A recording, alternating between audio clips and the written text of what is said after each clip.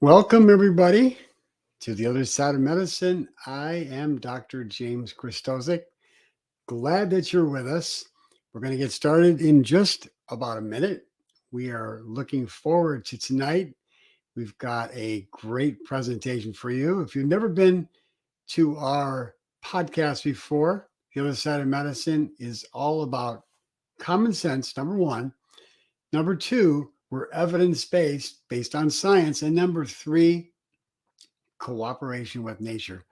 You can't fool Mother Nature. And here on the other side of medicine, we will never try to do that. So we're glad that you've come on board tonight. If you were here last week, we talked about several things regarding the Gut 911 prescription. Tonight, we're going to continue on with that same presentation, part two.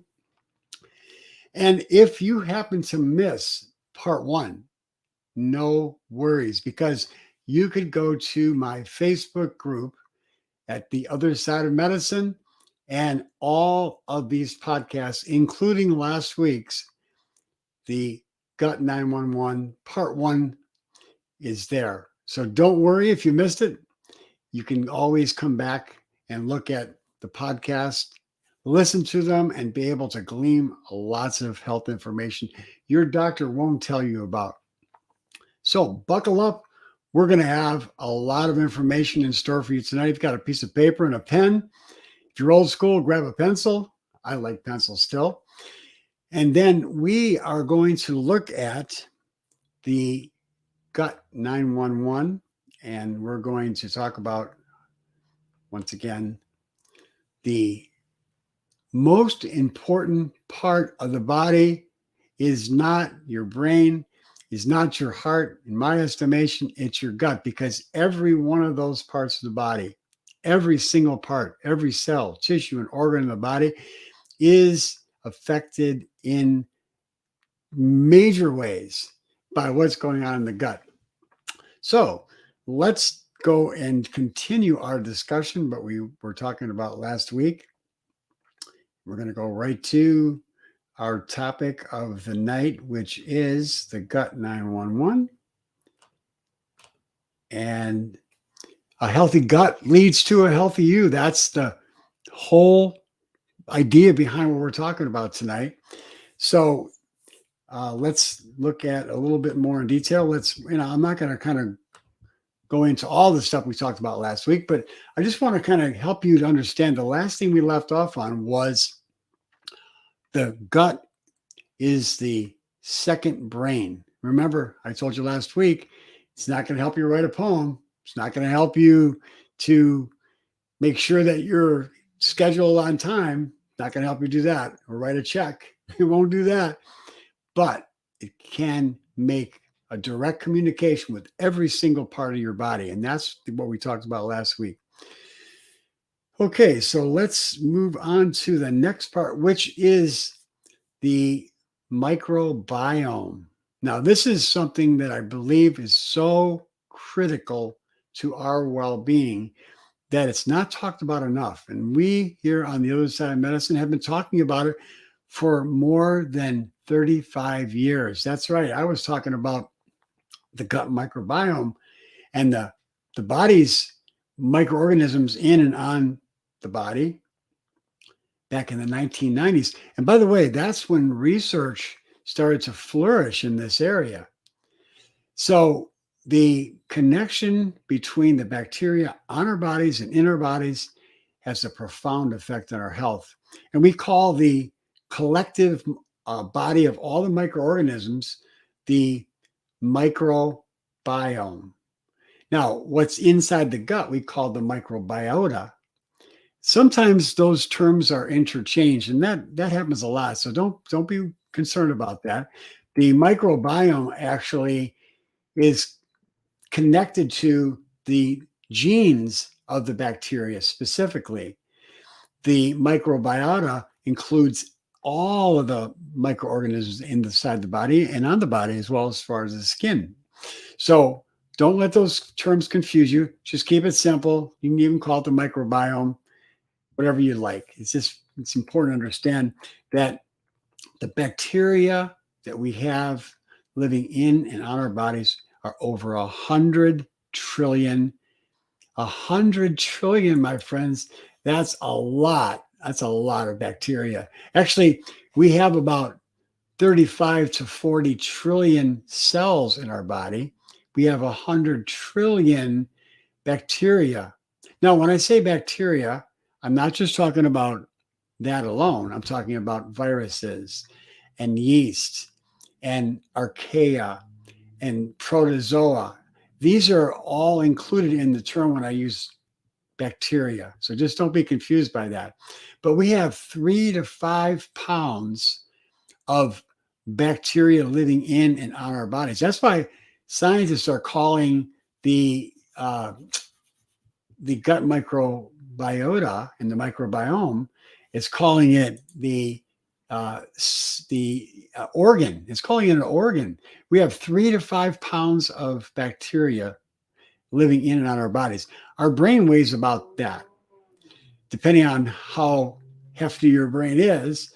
Some are heftier than others. You'd think sometimes people's brain, there's not a lot there, just the way they think and the way they respond to things. But we'll give them the credit that there's 3 to 5 pounds of brain matter, of gray matter inside your brain. Now, there are over 45 trillion microorganisms living inside the gut. So we have actually more genes than inside of our gut than we do in our own bodies. That's kind of hard to fathom, but we do. And there's 2 to 5 pounds of bacteria in our stool. When you look at a stool sample, when you next time go to the bathroom, 50% or more of what you see in the toilet is bacteria. So don't be scared, because a lot of those bacteria are very, very healthy for us. And when we are eating healthy and living a healthy lifestyle, the body repopulates or repopulates the healthy bacteria inside your gut. So there are over 1,000 different species of microorganisms of bacteria living inside of your gut. And so we have to make sure that we preserve those and take good care of them. We want to make sure that, again, that gene pool of the bacteria are fed the right things. Remember, as I said earlier, we have, well, I didn't mention how much, but we have inside of our human genome, we have about, in the pool of all the genes in our whole human population, we have about 20 to 25,000 genes in our gene pool. The bacteria living in and on our bodies, there's over 3.3 million genes of bacteria in the gene pool of bacteria inside the body and on the body. That is mind-boggling. It really is. So we need to make sure that what we do in our body to protect that microbiota and the microbiome, the whole complex of all the microorganisms, we need to make sure that we're taking good care of it. Now, the microbiome as we age changes. So that's significant to understand that as we age, the bacteria in our gut are changing constantly. And if we are not living a healthy lifestyle, the quality of bacteria is going downhill. And that's why we end up with a lot of chronic disease. And so, as you'll discover in this series, that as we lose beneficial bacteria and more harmful bacteria grow, we end up having chronic diseases in the lungs, in the heart, in the brain, in the immune system, throughout the entire body. So we've got to really be careful of how we live our lifestyle. Scientists look at the microbiota inside the gut. That's the total complex of all the microorganisms living in the gut. They look at it like a coral reef in the ocean. There's so many colors and vibrant varieties. There's so many, so diverse. And the more diverse our bacteria in our gut is, the healthier we're going to be. So when you have a disruption or the gut microbiome gets perturbed, you end up having what we call dysbiosis. And that is harmful bacteria start to overtake the good bacteria, and they can even travel up into the small intestines, which shouldn't be very much bacteria living in the small intestines. So we've got to make sure that our garden in our gut is taken care of properly, that we feed it the organic, healthy foods. We're minimizing stress, and we're doing all the things that we know now to help the healthy bacteria to grow and to make sure that we're getting rid of the bad bacteria. Now, it's really interesting. A scientist back in the early 1900s, Dr. Metchnikoff, right around 1915, right around that area, Dr. Metchnikoff was a scientist who first discovered the beneficial benefits of healthy bacteria. And by the way, this scientist is a brilliant man who got a Nobel Prize in science, and he actually earned his position in the Pasteur Institute, the Scientific Institute of Pasteur, which Louis Pasteur, the father of the antibiotics, he started that foundation. And Metchnikoff was the second director of that institute. So he's a very brilliant scientist. And he studied the bacteria living in the gut.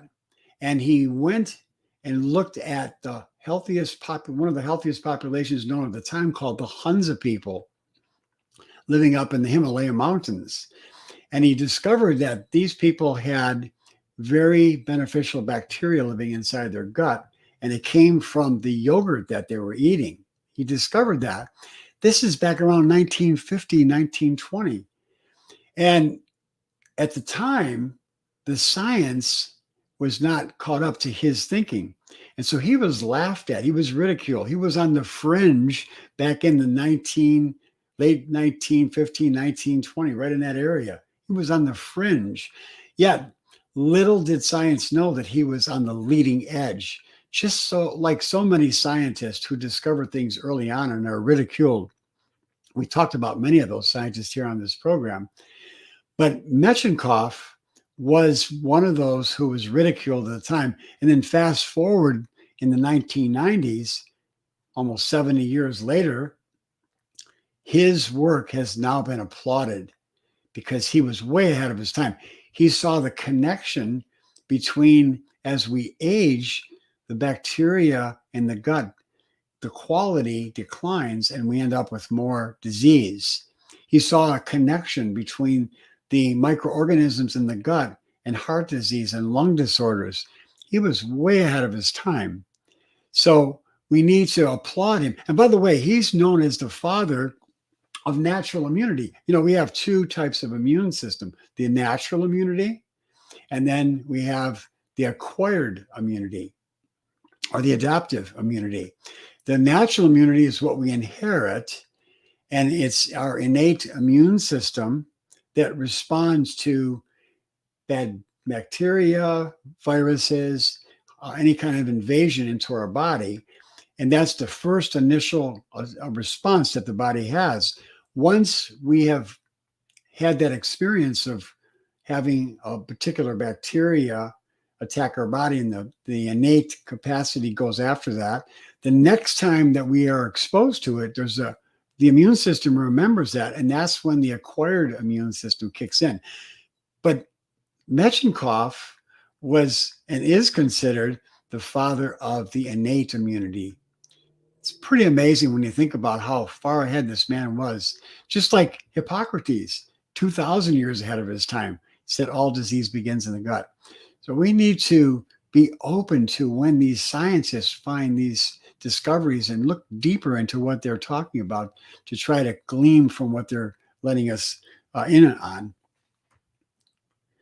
Okay, so let's look at some of the functions of the microbiome, the microbiota inside the gut.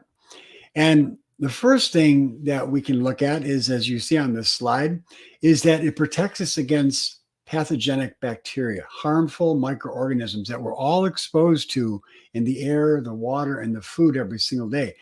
And so the first line of defense is this array of microorganisms that's inside of our gut, that's on the gut lining. And that gut lining we talked about last week, that mucus lining, is the way that the first measure that any kind of microorganisms that come inside of our body, that protective barrier protects us from these harmful microorganisms. And there are a lot of healthy bacteria that can fight off and stave off pathogenic or harmful bacteria. So very important to understand that infections, toxins that we're exposed to, these beneficial bacteria are surveying the inside of the gut and looking out for us, making sure that these things don't get inside of our bloodstream. We don't want toxins. We don't want bacteria or viruses or any kind of other kind of microorganism that are harmful getting inside of the bloodstream. And so the gut bacteria are gatekeepers, but they're also trainers. See, they're gatekeepers because they distinguish between good and bad. And then they're trainers because they help the immune system to recognize harmful or beneficial. It really is a very important role that these beneficial bacteria, there's a lot more, but that's just a rudimentary understanding of it. The gut bacteria and the immune system are inexorably connected. And good bacteria also kill off pathogens. So they've got antibiotic-like properties. But that mucus lining that is on the surface of the gut on the inside, that mucus lining is a protective barrier. Just like the protective barrier in the brain, there's what we call the blood-brain barrier. It doesn't let toxins go in or any kind of harmful substances go in there or things that shouldn't go in there. That protective barrier, there's a protective barrier in the gut, and that's the mucus lining. And that mucus lining is produced by bacteria. So when it gets damaged, it gets irritated, it gets inflamed, at times it will, these beneficial bacteria produce more of the mucus and it replenishes and revives it. So this is important to understand that barrier there is protected and is produced by the beneficial bacteria. Also, we have to understand that the gut bacteria helps to regulate and monitor the immune system cells, the T regulator cells, the regular T regular cells, and these cells are very important because they balance the immune system. So we got they're called Tregs, and these Tregs make sure that there is a real balance inside the immune system, and they are directed by the beneficial bacteria. So once again, that's a powerful response. They also, these beneficial bacteria, they produce short chain fatty acids that have many far-reaching effects because they produce what we call metabolites, or different compounds that affect blood sugar, blood pressure, our moods, our behaviors, our immune system. So there's so many things that the beneficial bacteria are doing behind the scenes. And so when we take repeated use of antibiotics and we disturb, or take any other kind of medication, we disturb this healthy microbiome, we're then setting up a negative response inside the immune system so it doesn't work like it should.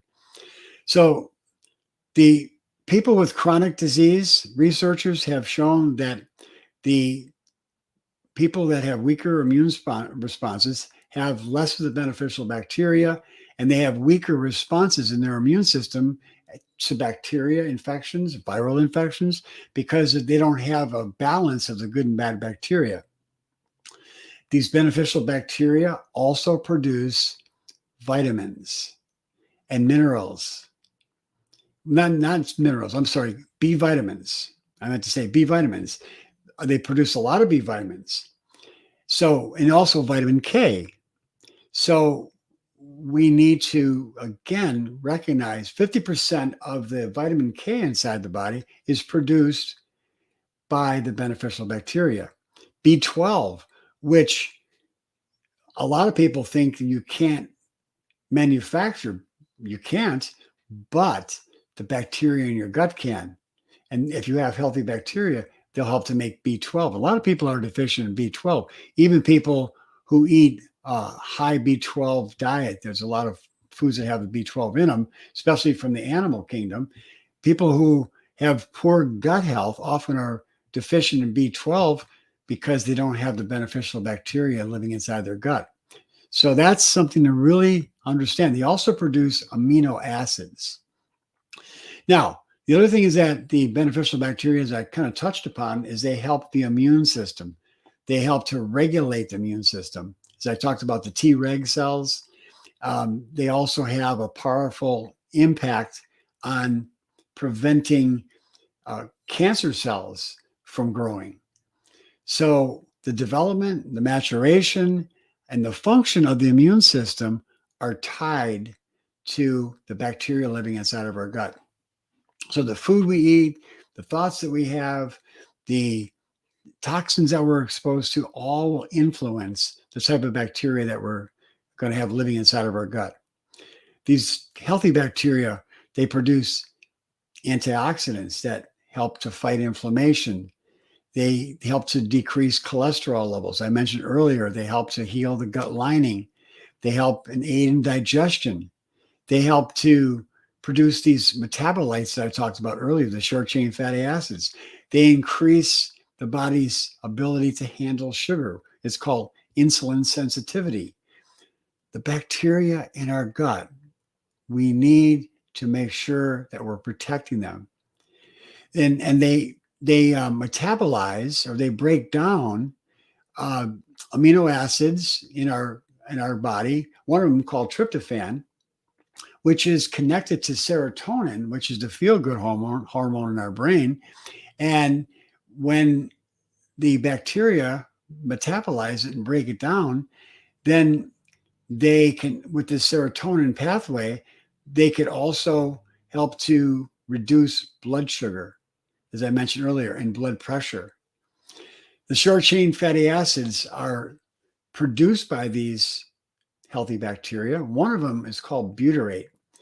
And butyrate is a very, very significant short chain fatty acid that really helps to produce energy inside the body. As a matter of fact, researchers have found that butyrate made from the bacteria, by the way, the bacteria, the way they make it is they take the fiber foods that you should be eating, and they break down the fiber, which we can't break down, but the bacteria can. They eat the fiber if you're eating a high fiber diet, and then they produce butyrate, one of the short chain fatty acids. There are two others that are very important, propionate and acetate. But butyrate, a very important short chain fatty acid, produces up to 15% of the energy that we can use for our daily activities. Think about that. If you have healthy bacteria, you can boost your energy levels up by 15% just by having the healthy beneficial bacteria. So it behooves us to make sure that we're not just disregarding the health of those bacteria. So maybe you don't need as much coffee or these stimulant drinks or these energy drinks that are so harmful, that are loaded with caffeine, if you take care of those bacteria inside your gut. Now, propionate, that's another one. That's another one that helps with energy production, but it also helps the epithelial cells, which is the cells that line the gut. Those cells are very important, and they are like the barrier. See, remember, there's the mucus, and then there's the epithelial cells, just one cell layer thick inside the small intestines to make sure that we do not have inflammatory responses occurring. And propionate, by the way, helps to reduce inflammation. And then acetate helps to promote the production of healthy bacteria. But if you have too much acetate, again, from harmful bacteria producing it, because harmful bacteria can get out of control, produce too much acetate, and you could end up having weight gain. And we'll talk later more about how the bacteria in your gut interplay in causing you to have weight gain. So the healthy bacteria, they help to neutralize toxic elements. We call these xenobiotics inside the body. So they help to break down the toxins before they enter into the bloodstream. So these gut bacteria help to remove toxic elements from the body, like pollutants that we get in our environment from the air, the water, and maybe pesticides or herbicides, the bacteria in the gut.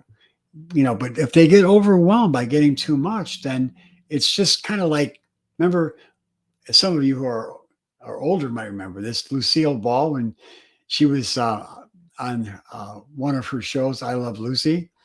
She was on a conveyor belt. She was actually inspecting chocolates.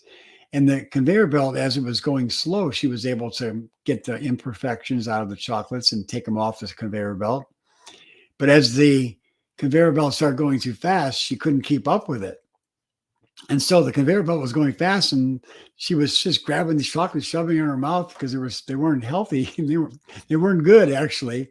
And the chocolates were defected, and she ended up not being able to keep up with it. Well, that's what happens when we have too much toxins. We have too much work for the healthy bacteria to do. So it behooves us to make sure that we're helping the bacteria along by not ingesting or allowing our body to be exposed to too much toxins.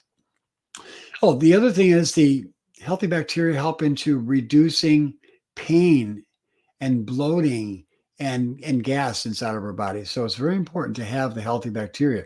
On the other end of the spectrum, the unhealthy bacteria produce gas and pain and bloating and all the negative effects that happens in the digestive tract.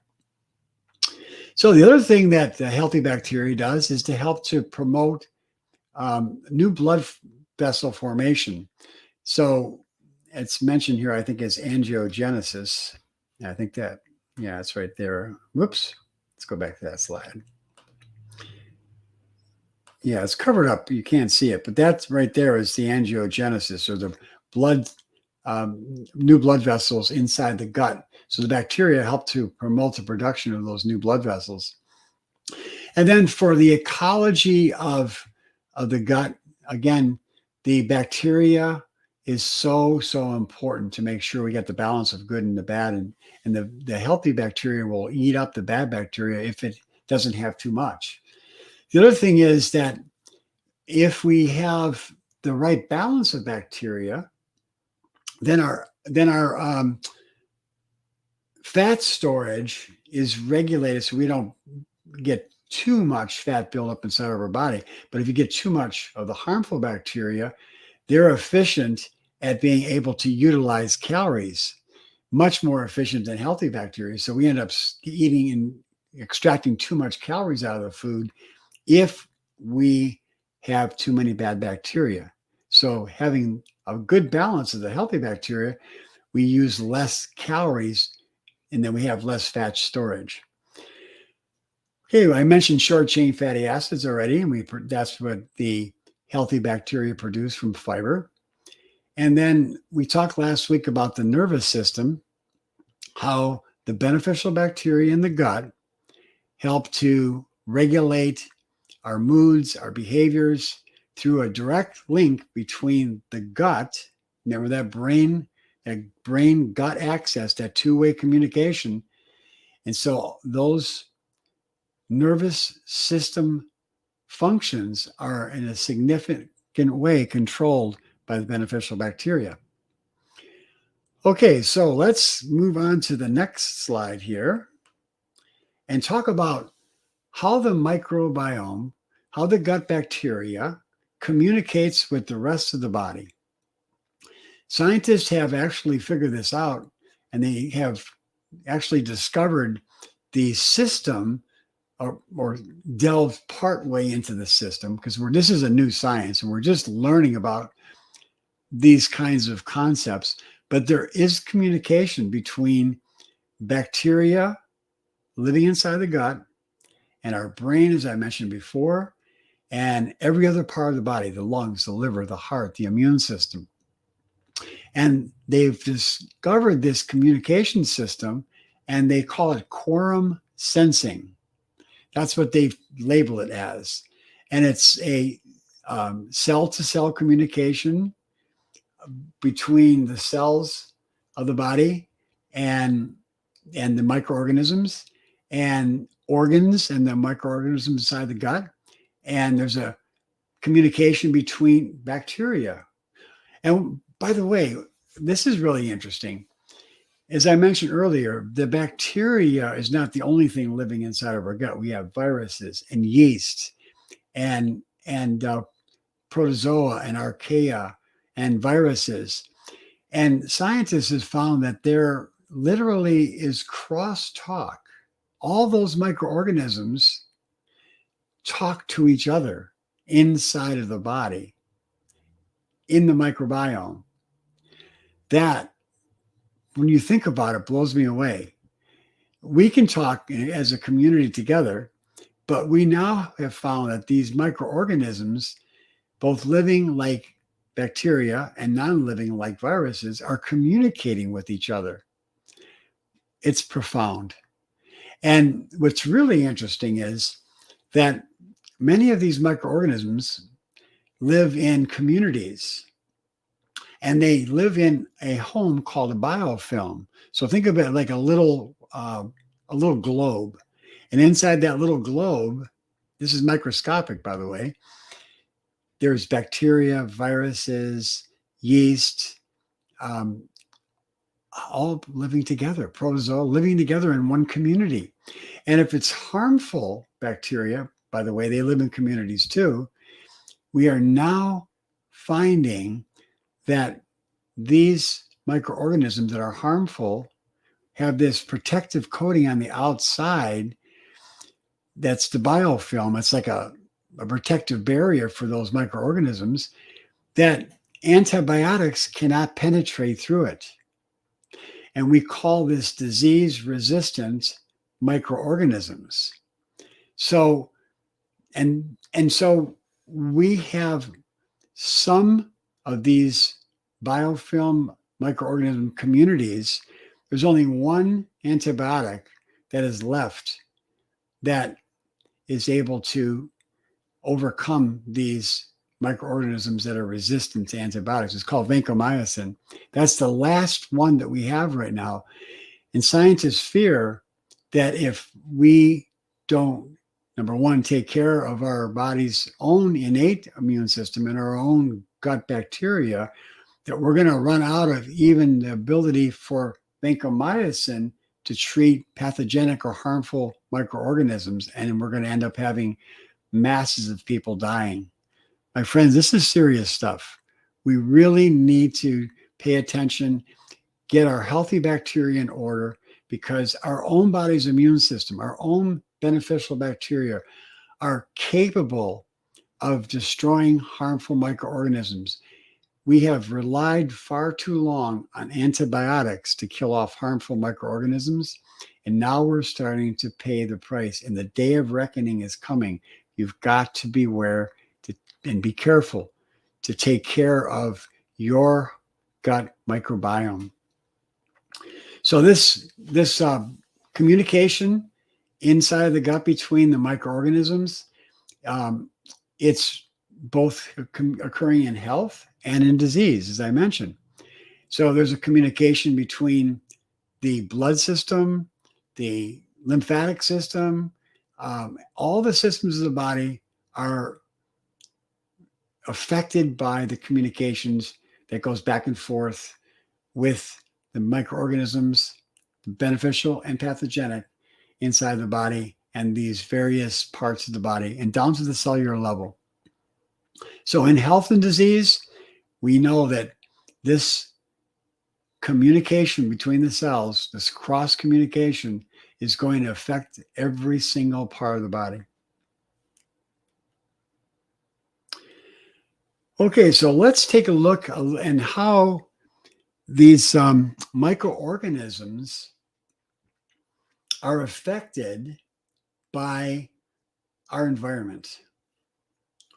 Now, this is really important to understand, because I really want to pause here for a minute and help you to understand that we have so much power available by the decisions that we make to help to prevent disease, whether it's a viral infection, bacterial infection, a cancer cell, a toxin coming in the body.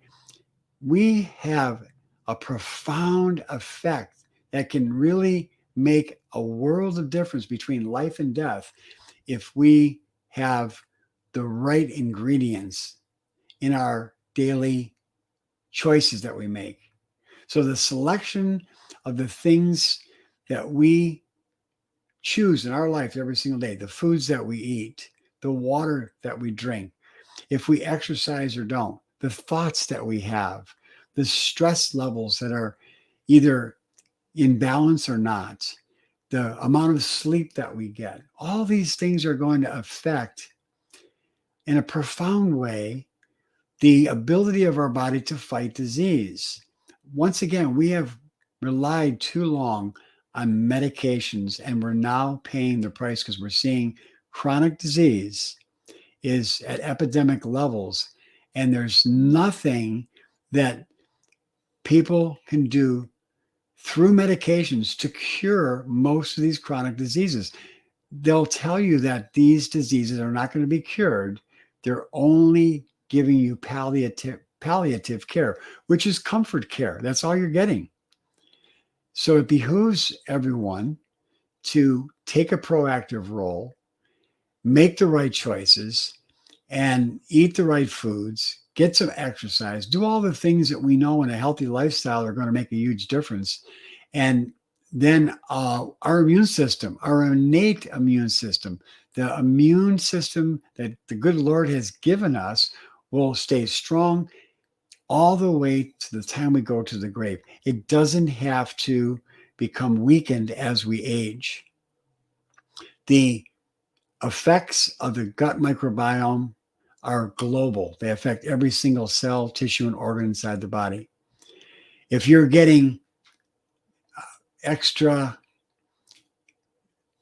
infections, like I know that a lot of people end up having repeated infections, you can rest assured that it's an imbalance that you have inside your gut bacteria. If you're getting repeated bladder infections, or your children are getting repeated ear infections, or you're getting repeated kidney infections, or lung infections, or nasal infections, it's because you have a disturbance of the good bacteria inside your gut, and you have more harmful bacteria living there.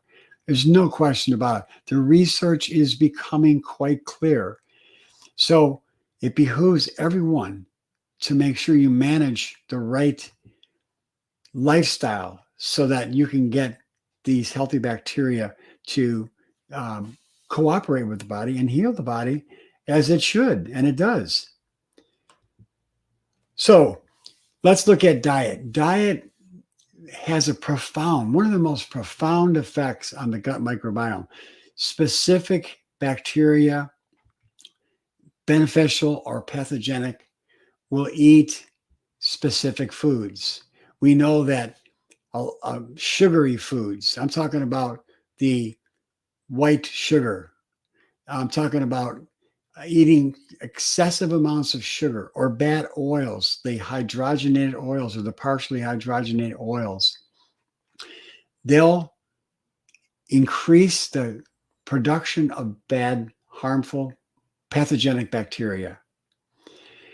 So we need to make sure we don't eat a lot of sugar. We should, if we're going to eat any sugar, it should be whole food sugar, like raw honey or maple syrup, or some of the sweeteners today that are available in the market, like um, we can use agave syrup in small quantities. All these sweeteners should be used in small quantities and minimize the amount of cane sugar. And if we do use cane sugar, it should be raw, unrefined cane sugar in small quantities.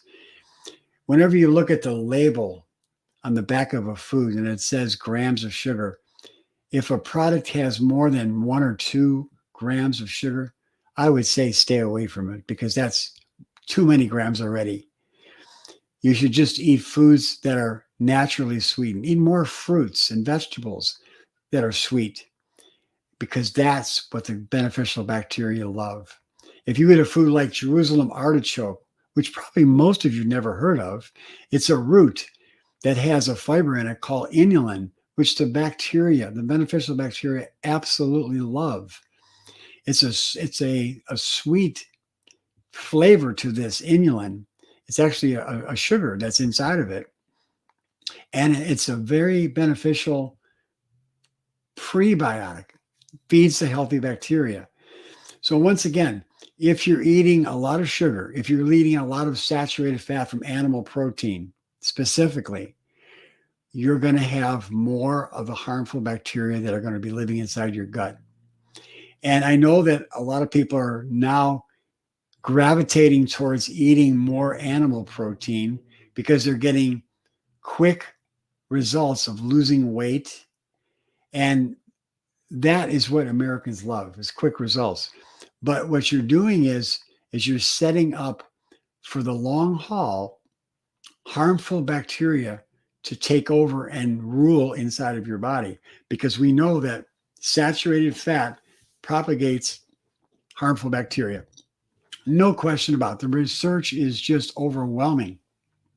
So in the short term, you might get some short-term benefits, but over a long haul, it's going to cause chronic disease, heart disease, Alzheimer's, depression, cancers.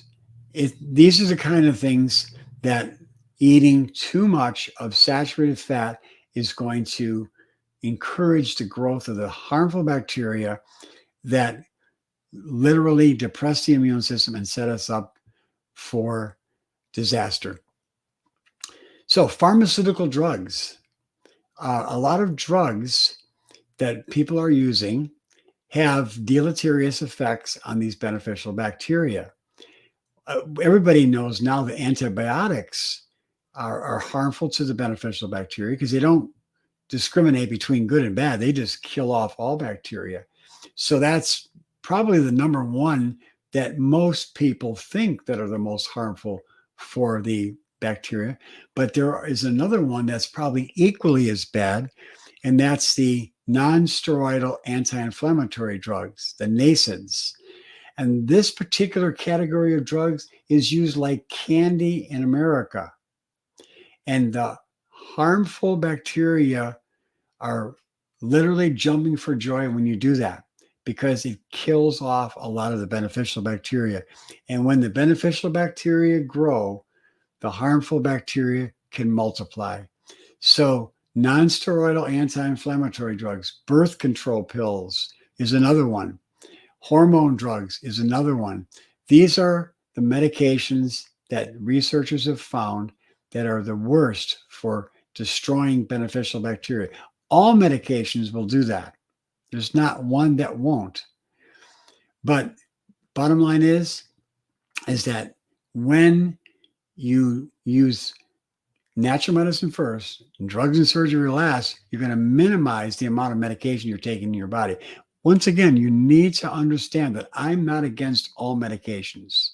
I'm against the over-medicating of America. We need to use natural medicine first, drugs and surgery last. And I have witnessed over the years of my clinical experience, thousands of my patients who had chronic disease we're able to overcome it without the medications, without surgeries. People's body parts who were supposed to be surgically removed, colons. I'm talking about large intestines, parts of small intestines. People who are supposed to have their uterus taken out, their gallbladder, their spleen, even liver transplant. I've seen people be able to cancel the surgeries and their body parts are still intact, right where the good Lord intended. That's the power of natural medicine. You don't always have to use medications. Most people are not aware of that, but we are getting a lot of information that people are getting now from books and the internet, and that's a good thing. But beware that everything on the internet is not safe. You have to have someone that you can trust that has a good research background. That's why on this podcast, The Other Side of Medicine, I base everything I do on science. Grandma's remedies are great, but if it's not backed up by science, I'm not going to use grandma's remedies. I'm going to use something that's backed up by science. And so we verify. Trust medicines, but verify. Make sure that you're using natural medicine first. So the other thing is that as we age and we're living a unhealthy lifestyle, our healthy bacteria are going to decline. It doesn't have to be that way, though. Just remember that. You can still maintain a good balance of good bacteria to bad bacteria, the balance, remember?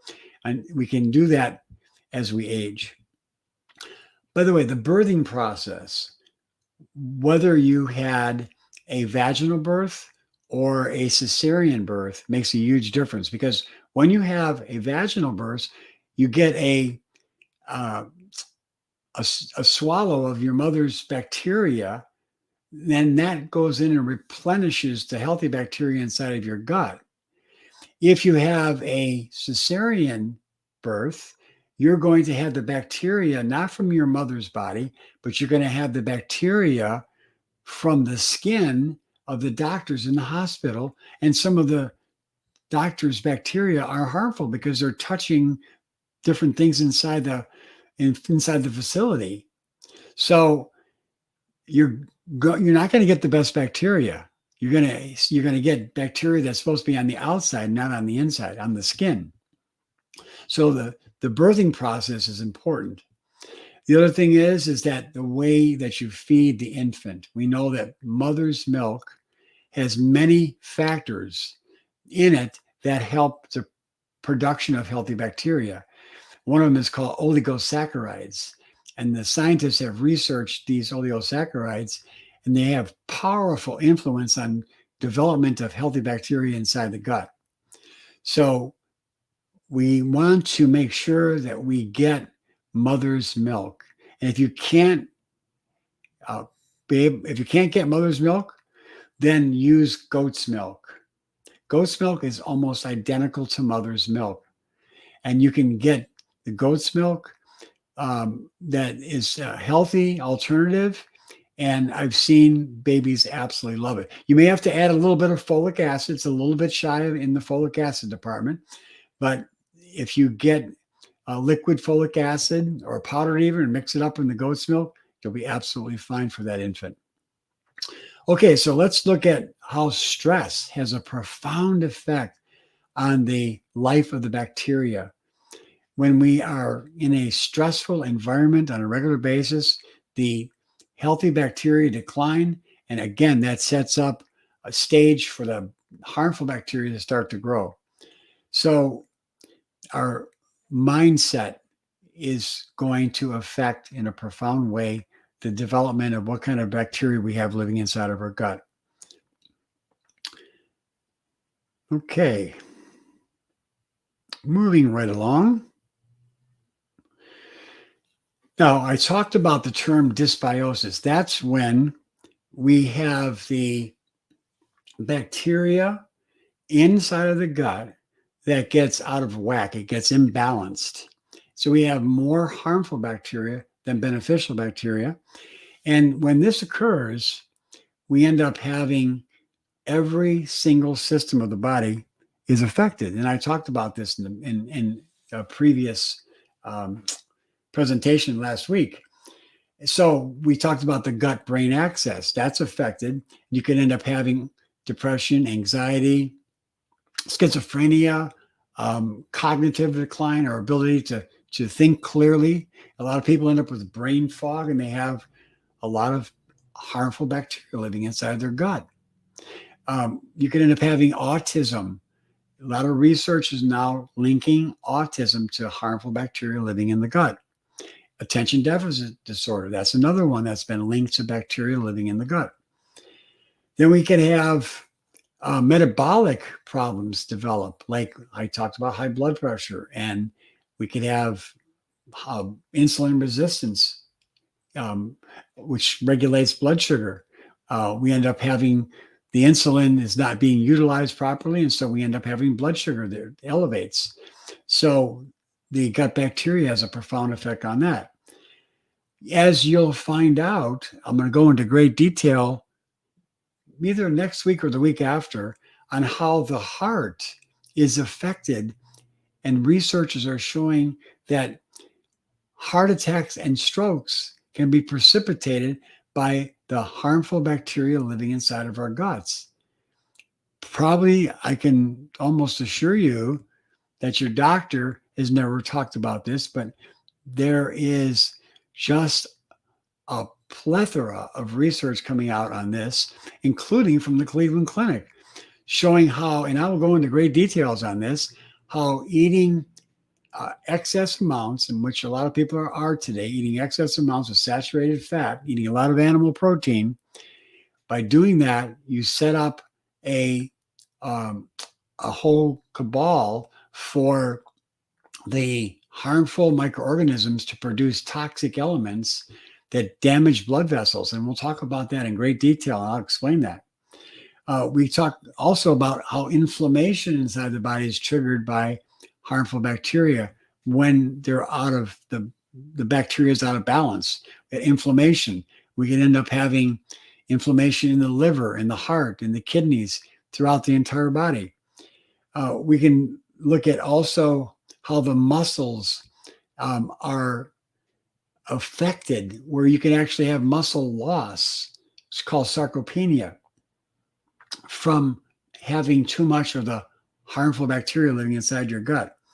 The skin is affected with people with eczema and psoriasis because of the imbalance of bacteria. The reproductive system is affected, and we could have infertility. You could have decreased libido, and you could have erectile dysfunction because of the imbalance of the bacteria in the gut. Now, we're not saying that all the time that these things happen because of that, but we're saying that it can interplay and have a profound effect. So it behooves us to make sure that we have the right bacteria inside of our gut. So we're going to be diving into each one of these in detail over the next couple of weeks. So make sure you tell your family and friends about this series, the Gut 911 Prescription, because we are going to unveil so many things that are connected to the bacteria in the gut with chronic disease. It'll make your head spin.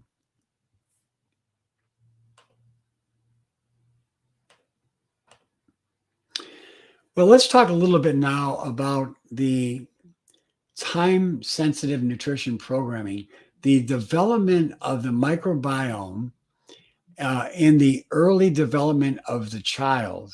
This is an area of research that is really becoming quite a stir inside the scientific community, because the scientists are now telling us that the development of the microorganisms in the gut.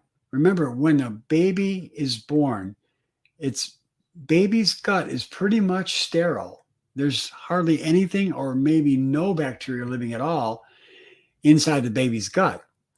So when this starts to develop, scientists are telling us that over the period of the first 3 years, that there is a profound influence that the microorganisms living in the gut have on the baby's health for the rest of their life. Now, that is something I really want you to ponder, because we're going to just touch upon this today. We're going to go into it much deeper next week, but I want you to ponder that. The types of microorganism that the infant has, that the infant develops and the body produces in the first 3 years of the baby's development, has such a profound effect that it will influence the child, the teenager, all the way into the adult, and it won't be able to be reversed into a significant part of it. A significant part will never be reclaimed. So it behooves us to make sure that we are taking care of the infants with the right environment, especially during the first 3 years. Once again, the infant gut is sterile. What we do to that infant and the environment we create for that infant is going to have a significant influence on their health in the future. So the gut bacteria begins in the mother itself and the father. They're healthy. If they have a healthy gut microbiome, it's going to be transferred into the baby when they have the vaginal birth. The medications, the stress, the vaccinations, the chemical exposures, the impacts that the baby has in the first 3 years that, from the environment, the foods that they eat, the water that they drink, the home life, the stress levels, all these things are going to influence that infant's health throughout their entire life. My friends, it's especially important during those first 3 years to make sure that we are developing the baby's communication between the microorganisms living in their gut and their immune system, so that they can have good communication throughout development of their early childhood, teenage years, and the adult life. Well, my friends, this has been a pleasure to be able to share this information with you. Next week, we're going to continue on our journey through how the gut is influenced by the microorganisms inside the gut. This gut 911 prescription, we're going to continue on sharing with you this vital information. So I hope you tell your family and friends about the other side of medicine. And by the way, if you would love to come each week, we'd love to have you here. If you can't make our podcast on Thursday evening, I have a repeat on my podcast, which is on Apple Podcasts, on Stitcher, on iHeart Media. It's on all kinds of platforms. So you can tell your family and friends about that if they're not able to get to this podcast, this live podcast that we have here. Also, you can join my Facebook group at The Other Side of Medicine at Facebook. I have a Facebook group at The Other Side of Medicine. You can join it. And I post each week's episode of the podcast. There's over 25 episodes there right now that you can access whenever you want. I've had nationally and internationally known guests on my podcasts. You can go and access those anytime that you want by joining my Facebook group at The Other Side of Medicine. So I am so delighted you spent time with us this evening. I hope and pray that you will take care of your body, take care of your gut, so that you can have a healthy life and live independently healthy. So until next week, I'd like to bid you well. May God bless you. I'm Dr. Christosic. Ciao for now, and good night.